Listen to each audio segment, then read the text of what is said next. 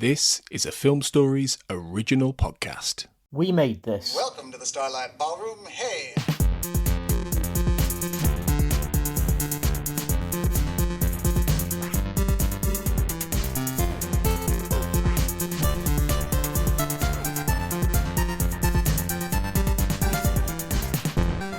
Hello and welcome to Shipwrecked and Comatose, the podcast about Red Dwarf here on the We Made This podcast network. We are into our Series 8 coverage where we look at the final series produced by the BBC.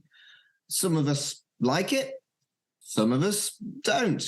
My name's Mark Adams and I am your host. I'm doing my best not to be a moody old queen. And with me at this time is my co-host, Kurt North. Hello, Kurt. King Kurt to you. Thank you. Good. And we're also joined for the third episode in a row by Carl Bryan. Hello, Carl. That's the Duchess of Carl. Thank you very much. Okay, King and Duchess. Good. Yeah, we're doing Back in the Red, and this is part 3 of Back in the Red, which was the third episode of Series 8. And yeah, we've got Carl for a third episode, which is rare. But we just decided that it made sense to have the same co-host for Back in the Red, the whole lot. And we discovered last week that Carl watched it in some kind of weird-ass, amalgamated fucking feature-length episode that I didn't even know was a thing. If there's extended ones out there, then I will watch them when I don't need to. I prefer a perfectly adequate 3-parter, thank you. Rather than extended. Don't need extensions. It's all good. I'm watching it in a feature length like Doug Naylor desperately would have wanted. They really wanted to do a film, didn't they? Yeah. But they He didn't. probably still wants to do a film. Yeah. Have you ever heard what the idea was for the film? No. No. Oh, didn't they find Fuchal? No, they get back to Earth, but when they get back to Earth, there is an army of what's the word? Army of lovers? Not droids. Mechanoids. No. Synthetics. Army of synthetics. Just having a massive battle around Earth, and they are the last ship to arrive, basically. There's been an intergalactic call out to everybody to come and help, and the last ship to get there is Red Dwarf. So it's basically pretty much Red Dwarf versus Alien. That doesn't sound great. No, from what I understand, it didn't sound particularly good. Just like them versus a giant group of murderous simulants. That's the word I'm looking for. A group of murderous, massive simulants versus the Red Dwarf crew. They're the last defense for Earth. That was the idea. So I'm kind of glad the movie's never really transpired. Fair enough.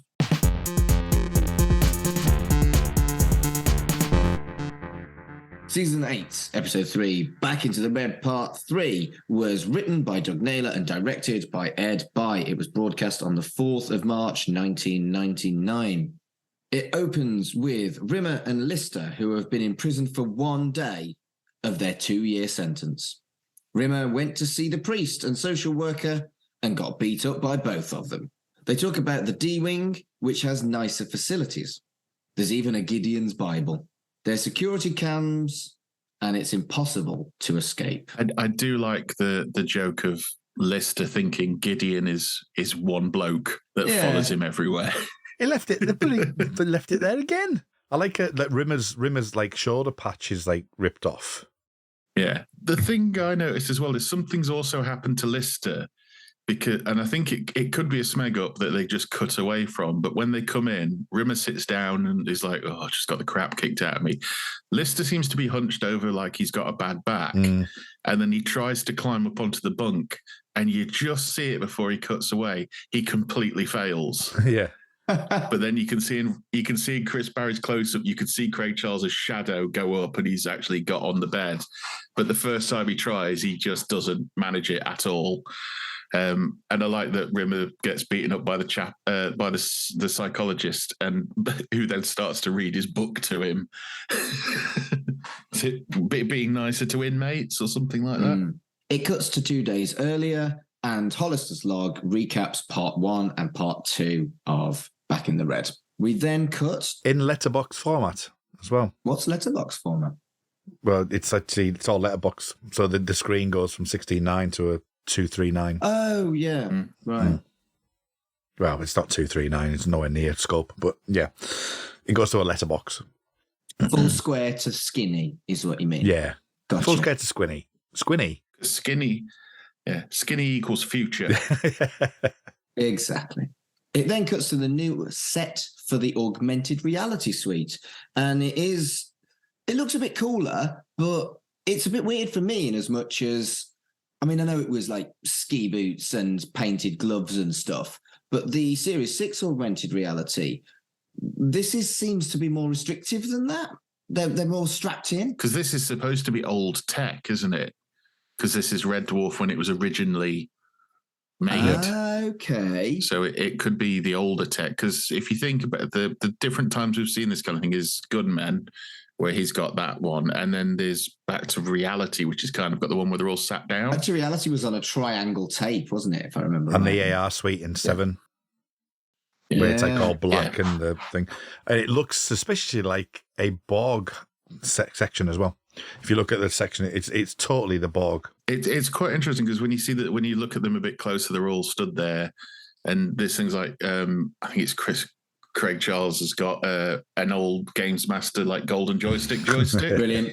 And he's just moving around with it. So it's quite interesting that even they're under the psychotropic. They've said in the previous episode that the psychotropic thing expands their kind of mental wherewithal.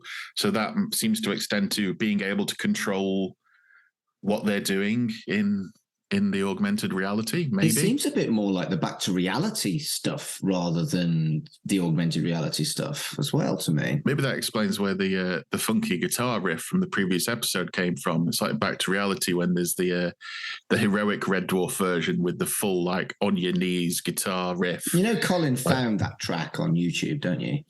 Yes, I do. Yeah, it's called Victory because obviously, what else would it be called? In Hollister's speech, there's some funnies such as he wanted the sexual magnetism and he blackmailed his way to the top as a captain. And then we see the Dibblies get into Blue Midget. Well, there's the very funny bit about Hollister in the recap that it's revealed that if anybody finds out he's really Dennis the Donut Boy, he's finished. Yes. Yeah, there is a little bit of extra kind of funny on Hollister in that, isn't there? I can't remember exactly what it says, like it's thing, but it's something that could work. Yeah. Well, no, if I remember correctly, he goes over like Rimmer's using confidential information to try and get his way up the ranks. It's a brilliant plan. I know that because I did it myself. Yeah. And that totally instills him into the Red Dwarf universe for me. Like you only see him as a captain. I know he's done bits and bobs over the seasons. But to hear him to say like Dennis the Donut Boy, it's like he's part of the posse. He's one of the dwarfers. In my head, it's like he's landed. And it is quite nice in as much as it could have been a lot drier as just a recap, but they do put some gags in, almost in the way that they did with Holly in series 1 and 2 as well. Yeah. So the Dibblies get to Blue Midget in their escape attempt. Ground Control, who is a very attractive woman, asks for their flight clearance. Cat convinces her that he can fly it by making it dance an elaborate tap dance routine alongside his teeth castanets. He asks her out on a date, and she says yes and gives them the clearance. That paragraph does not do this scene anything like the justice, and I deliberately wrote it as such. Ground Control, this is Major Tom. I mean, it's one of the funniest things in this episode, without bar none. It's so funny. I mean, Bowie. Any reference to Bowie and I'm happy. Also, it's the return of I'm smooth with a capital SMOO. Which is interesting because we said that the Crichton line in the previous episode. So there's definitely some stuff about deliberately showing there's a nuance of how the characters talk. And that's really thoughtful. Yeah, it's fun as well because he says I'm smooth with a capital SMOO, and she laughs. So with the cat, it's not all bluster. He can actually be super charming. And the thing I got me is because when it first started, which I think was 96, I watched Hollyoaks quite a bit. And the lady playing ground control is Yasmin Bannerman, who was one of the original 6 actors in Hollyoaks. Right. And she'd left by this point. This was the first time I was like, oh, it's her. And she ended up going to be in Cold Feet not long after this. But yeah, I liked as well, because the show, it does a good job these first few episodes in establishing just how big Red Dwarf is. Because you see ground control and it's made up of loads of different booths with loads of different people in. And if you actually watch back the bit where it sort of shows all of them before it zooms in on Yasmin Bannerman, there's some people there doing some glorious typing acting. My favourite bit of this is, the turbulence on those blue midgets are ridiculous, aren't they? Just watching them in the background, just shaking around like this, and it's like, you're not going anywhere. It's more turbulence than when they had that accident in part 1. Yeah. But I don't know. This scene really was huge amounts of fun, and I wonder whether they were looking for another tongue-tied, another infamous scene that kind of like gives you a thing about Red Dwarf that, out of context, you're like, what the fuck? But then you don't care because it's so cool. I don't know. I mean, this, from what I remember, this had Charles Organs doing it as well. Did. You're absolutely right. So I think it's in the documentary on the DVDs where Craig Charles is moaning that they just took up like half a studio just for Danny and Charles Organs to dance. Oh no, there's footage. It's an actual woman, isn't it? It's a woman dancing with him who they replaced with Blue Midget. Right, is it? Yeah, it's like mocap, but without the mocap suit. They just basically filmed her next to him and then tried to copy it best they could with the 3D model, which for 1999 is a lot. Oh, it's great. The scene is great, and I don't think it's aged anywhere near as terribly as a lot of the stuff in the remasters and other stuff from the previous series. I think it was fine. In fact, no, I'm not going to say fine. I think it was great. I think it's still great, and I think it's lots and lots of fun, and it doesn't need to be perfect because the whole point is that a fucking blue midget, a spaceship dance. It's great, and it's great, and Danny John Jules is super talented. Disagree. Really? Don't like this. Really? I get what they're doing, I just don't like it at all. I love every bit up until that point. Up until this, he slides down the thing, I just don't like the rest of this scene. It bores the hell out of me. I love it. I think it's fantastic.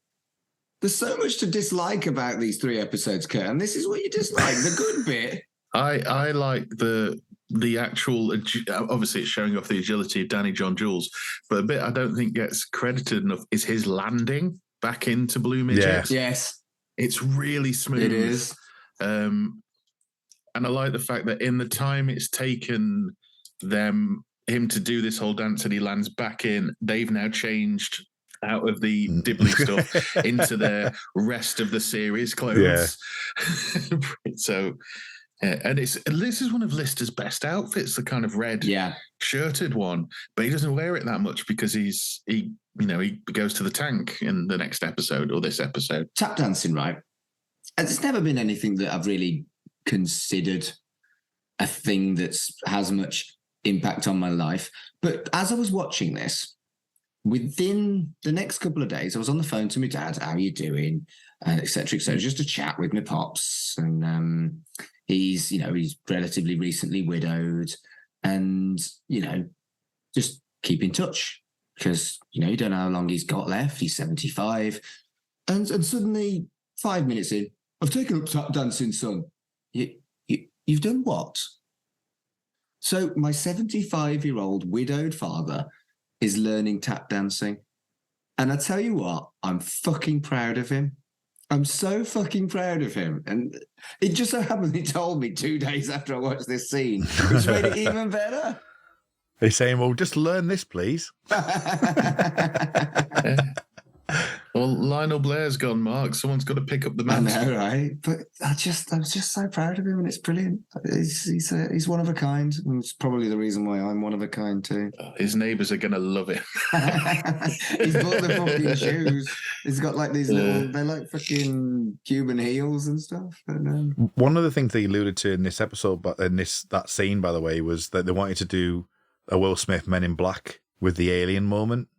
right. That's kind of like, that's kind of like the thought behind it. I didn't think of that. Oh, okay. It's definitely a remarkable set piece, particularly considering how old it is. It's what?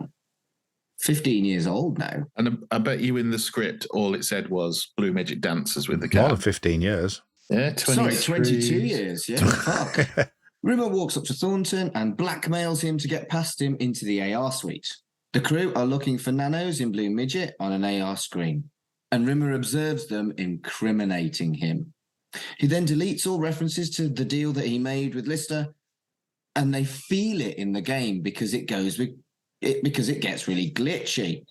Crichton then works out that they're in AR, and Kachansky works out that it's their trial. What I really like about this is the functionality is Crichton, but the actual intelligence, where an officer would be quite perceptive, is Kachansky. They get this really, really right there, I thought. Yeah. Kachansky's line's brilliant as well. I feel like that all the time. If that's not like a call of Red Dwarf, just like, I don't know what the hell's going on. Now, this is this whole section is prime Red Dwarf for me. I absolutely love the next 10 minutes of this. It's unreal. And going back to that kind of like calling back to old Red Dwarf, it's Whitehall, isn't it, really?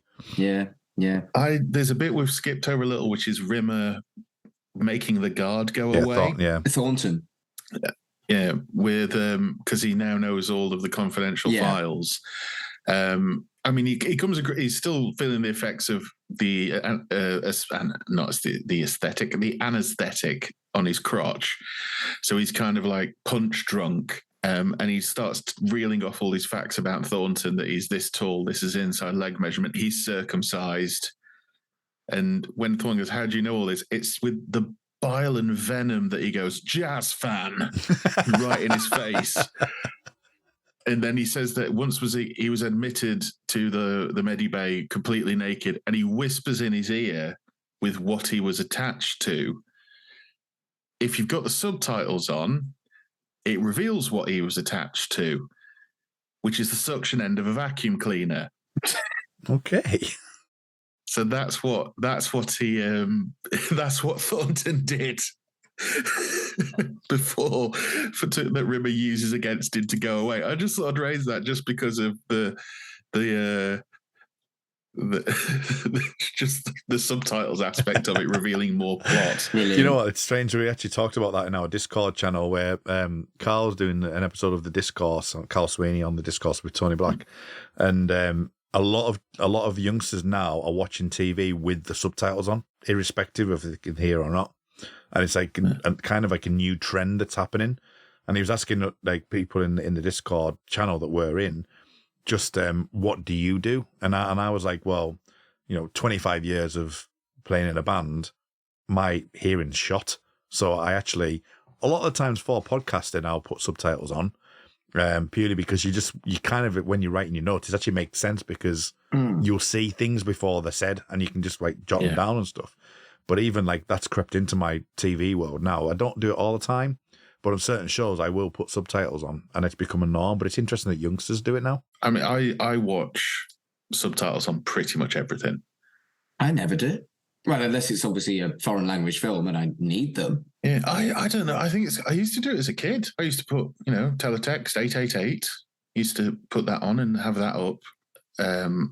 I used to have it on all the time. I think it's because I used to watch stuff quite late at night, and we had an upstairs living room next to my parents' bedroom, so I couldn't have the TV too loud. So I used to have the subtitles on. I do. We've not got to the point where Rimmer starts erasing bits yet. No, we're just getting onto that now. No. Yeah. So they work out that he's doing that, and then Lister said that it's a good thing, and it will prove that they're innocent because they've tried to escape to prove their innocence. They then work out that Rimmer is framing them. And Crichton says there should be a trapdoor to exit so that they can stop him.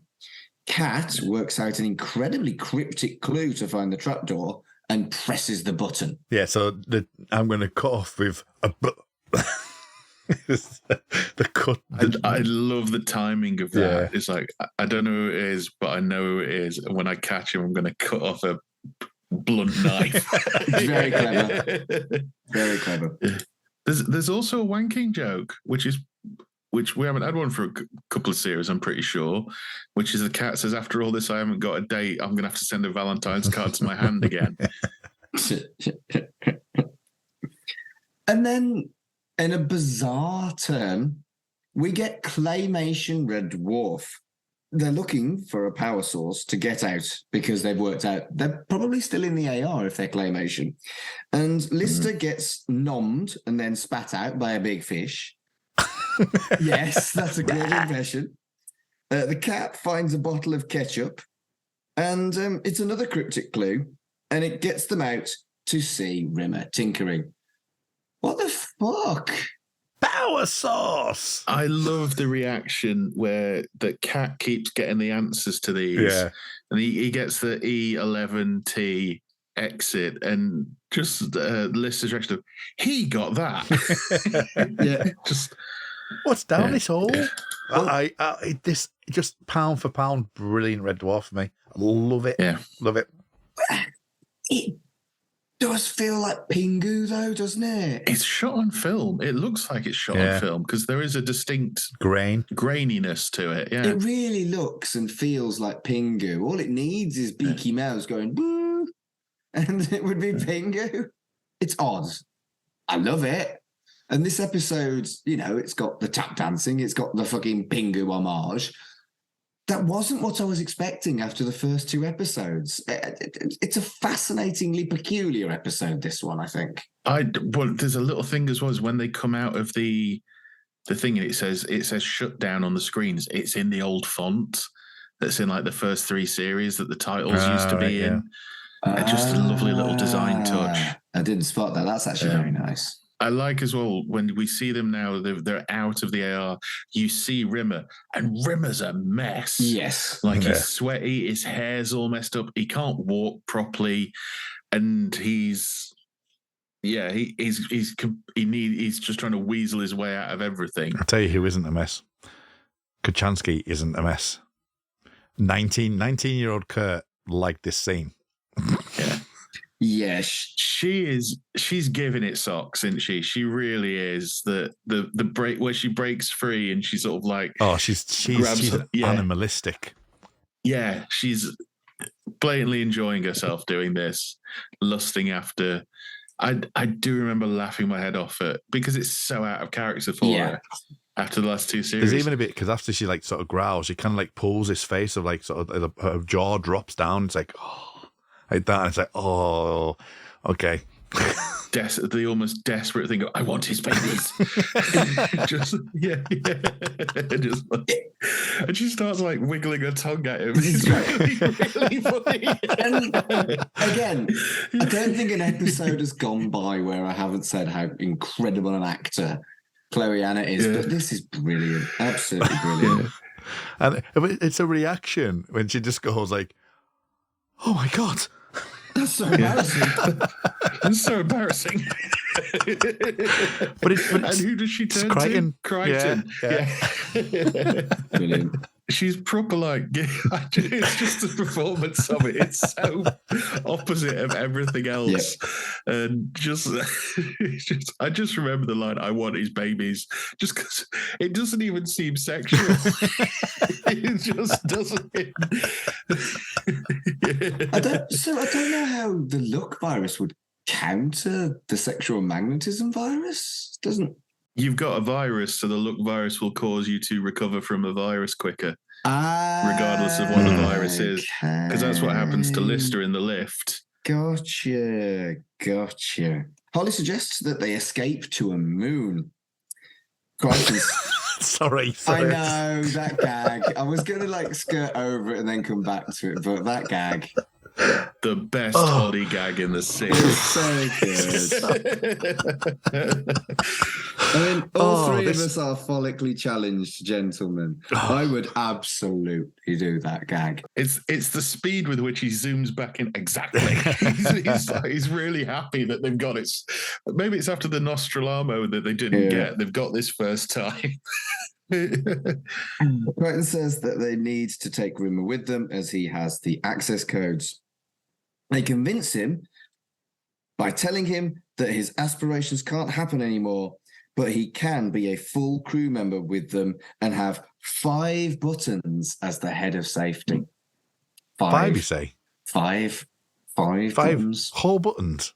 5 whole buttons. I love when they start listing the reasons why you should join. Yeah. And Holly does a damn good Moon impression. Kat says a 6-month waiting list for birds to appear whenever he's near.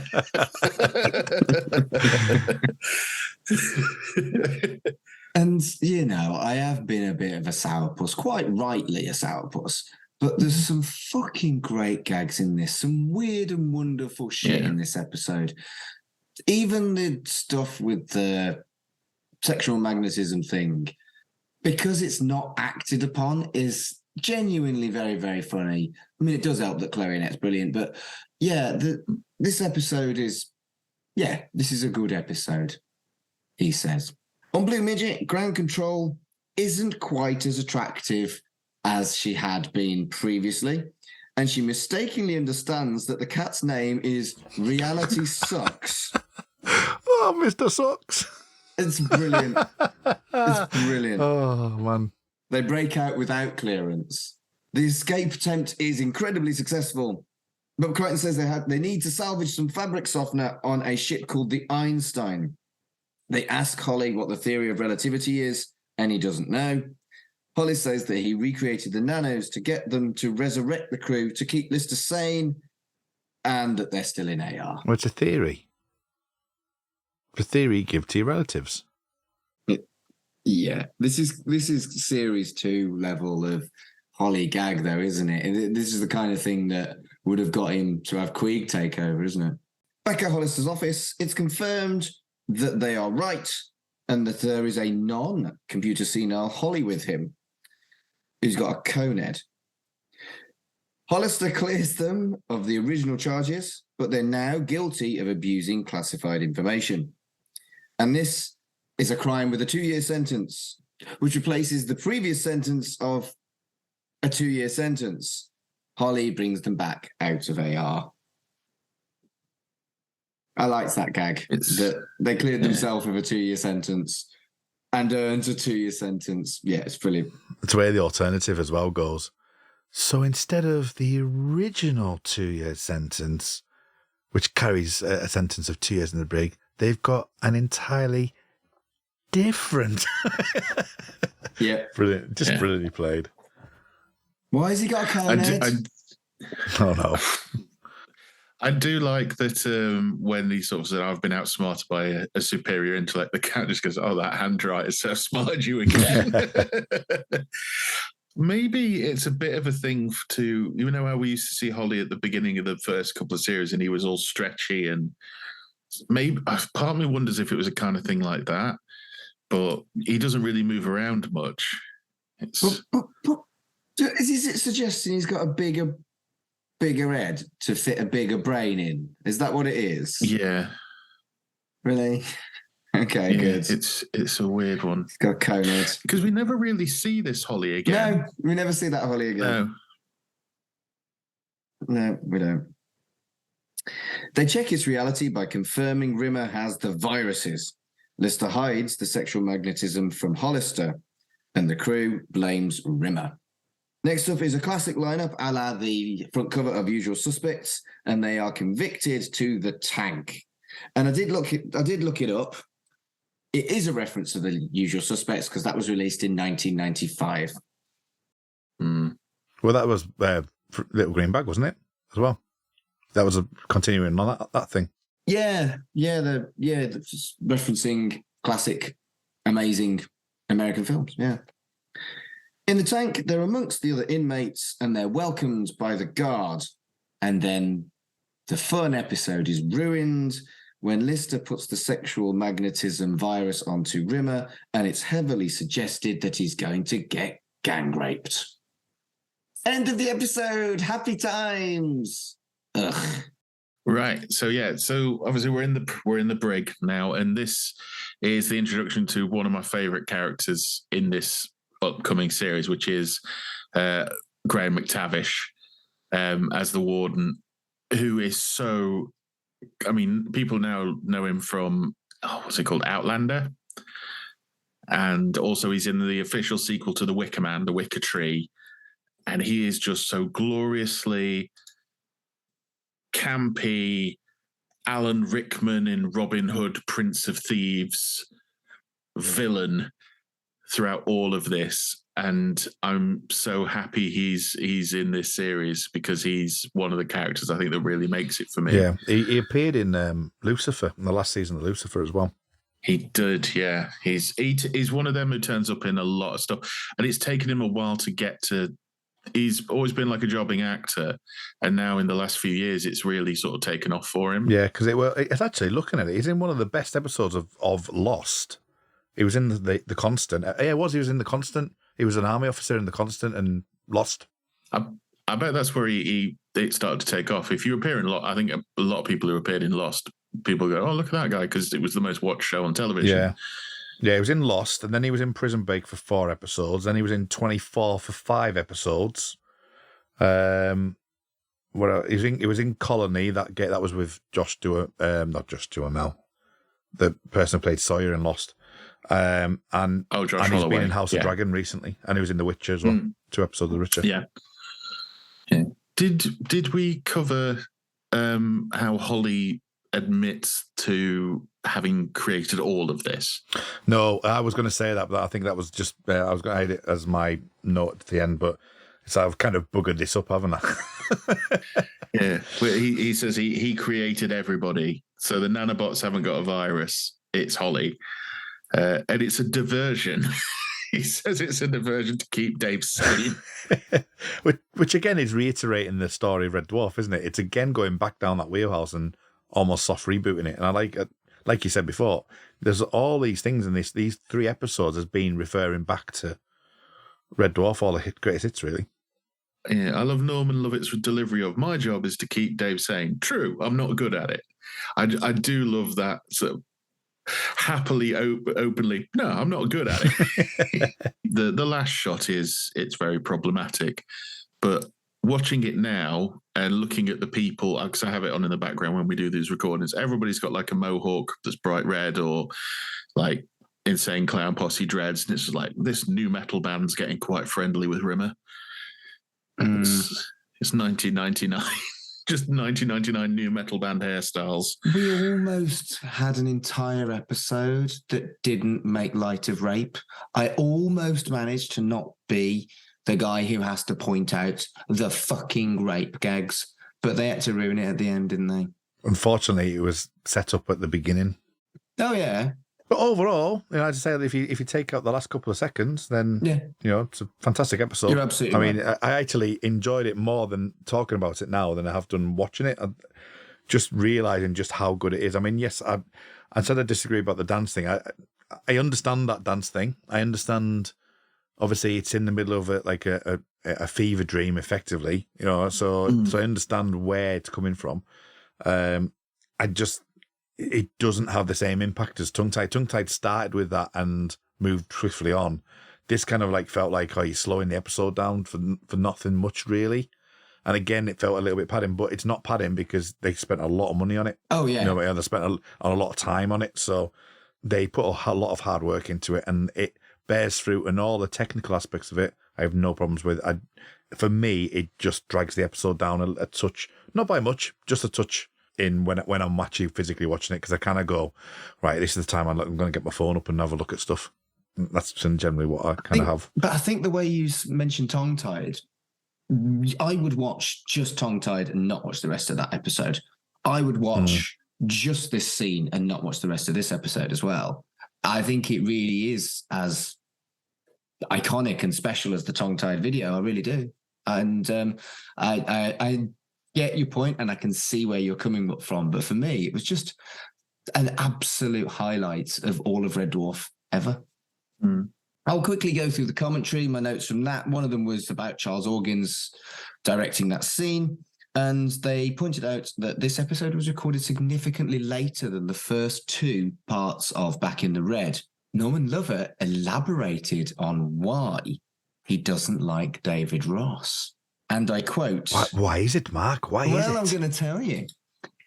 Scandal. And I quote, because David Ross was a theatre actor, he asked him, "Are you legit?" Suggesting that if he hadn't acted in theatre, he wasn't a legitimate actor. What a cunt David Ross is. Everything I've seen about this guy, he's just a condescending, unpleasant person to be around. That's bad, isn't it? You can't say that. But the fact that Norman Lovett tells that story, I'm not sure he should have done that either. Norman Lovett isn't innocent here. Yeah, exactly. Yeah. He should have kept his gob shut and maybe told his mates, but not put it on a BBC commentary track. Fascinating. Absolutely fascinating. These snapshots of what was okay at the time. Because these commentaries were recorded, I think, about 3 or 4 years later. But there's no way anyone would do that now. Yeah. They also said about how the Scutters were more reliable in this series than they were in series 1 and 2, but they did cause a lot of problems. And I'm delighted that they caused problems, because it wouldn't be Red Dwarf if the Scutters weren't a pain in the ass. No. We've made our way through all of the epic that is Back in the Red. And I've noticed that you've already, on our little drive spreadsheet, said recorded. So, you quickly wanted to get that in the bag. Yeah. So, Kurt, where can people find you on the internet? Find me on Linktree. Type in Linktree, followed by rmuldrake, RMULDRAKE, where you can find a whole host of things that I'm currently on with at the moment. Carl, what about yourself? You can find me at allmylinks.com/Mr. Carl. And if you're looking for me, it's at Mark Adams HC on Twitter and or Instagram. I'm better at Twitter, but I'm trying to do well on Instagram. But by the time this goes out, I might have given up again because I fucking hate it. So thank you for joining us for another episode of Shipwrecked and Comatose. We're back next week with a brand new one of our guest co-hosts. Well, they're not really guests, are they? It's not Carl. We've got Colin. He's with us next week. So until then. An upgrade, really. No, you're both lovely. Fuck me. Mark, I want to have your babies. Get back, he's mine.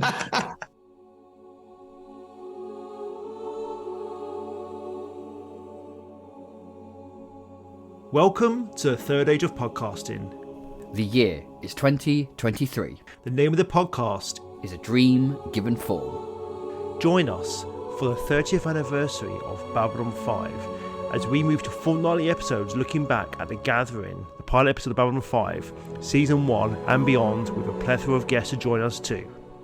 The Gathering is definitely one week where we critique. There's some good stuff in there, but we can absolutely critique too, I think. I completely agree, definitely. I liken The Gathering and the first episode. I kind of compare them to the X-Files pilot and Deep Throat. I wouldn't say hate, but it's a very, very strong dislike of the cycle. Yeah, well, I feel like the cycle ruined one of us childhood. Yeah. So, essentially. And also, as well, there were levels. There's Talia representing the cycle that destroyed her mother, and then there's Bester and Kelsey, who are just psychopaths. And, they are the personification of everything that she hates. And be sure to check out all our content from the last year of A Dream Given Form, including thematic look-backs at the show. And today we're going to be discussing the 3 prominent leaders of Babylon 5. Sinclair, Sheridan and Delenn. We thought we would combine our 2 greatest loves, because it's not just Babylon 5, it's Lord of the Rings too, because there's a lot of Lord of the Rings influences that JMS drew upon developing Babylon 5, and even interviews with some of the stars of Babylon 5 itself. He said, I'll tell you what. He said, what would you like to do if you had a character? I said, first of all, I don't want to carry a ray gun. I don't want to carry a blaster or a transporter thing to beam me up, Scotty. I want to be different than everybody you have on here. And I want to carry a sword because that is what he lives by. That's part of his thing, his warrior mentality. I love hearing that people are still interested in Babylon 5, and it's really an honor to continue the conversation around a show that meant so much to us, and it was the little show that could. So check out A Dream Given Form, a Babylon 5 podcast on the We Made This network. The last best hope for peace.